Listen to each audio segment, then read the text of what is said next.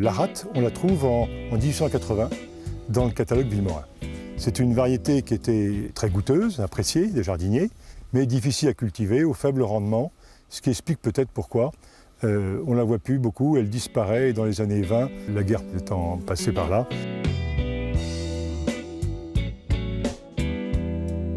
En 1960, il n'y avait vraiment plus que les jardiniers qui s'y étaient intéressés. Et il y a un agriculteur qui, lui, a voulu régénérer cette pomme de terre, cette rate. Donc on a entrepris le développement de cette variété à partir d'une souche qu'il avait dans la région du Touquet.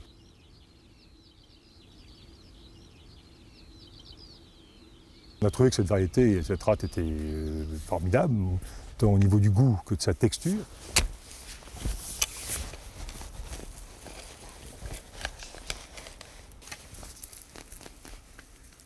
Alors, au niveau de sa forme, vous avez cette forme très incurvée, la corne de Gatte, la corne de bouc autrefois.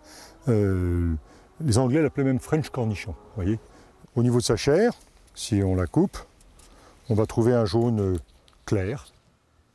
Elle est ferme, donc elle tient bien à la cuisson. C'est une variété très croquante. Vous faites une dégustation à l'aveugle et on la reconnaît facilement, car elle a vraiment un goût très prononcé de châtaigne. Surtout si vous la mangez nature, bien sûr, à la vapeur, avec un peu de sel et de beurre si vous voulez.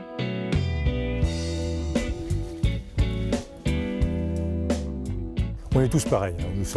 C'est ce que j'appelle le paradoxe du consommateur. On veut tous des produits qui ont du goût. Et puis quand on est devant le magasin, dans notre acte d'achat, l'expérience prouve que ce sont les yeux qui choisissent le plus souvent, beaucoup plus que le palais, malheureusement pour lui. Alors c'est vrai que des variétés comme la rate, qui est une vieille variété, elle n'a pas bénéficié des progrès de la génétique et elle peut avoir des formes quelquefois qui sont bizarres. Elle peut avoir des petites ponctuations sur la peau et pas être toujours magnifique. Et c'est pas ce qu'on appelle une variété plaisir des yeux. Alors ça, il faut choisir. Mais par contre, au niveau du palais, vous ne serez pas déçus.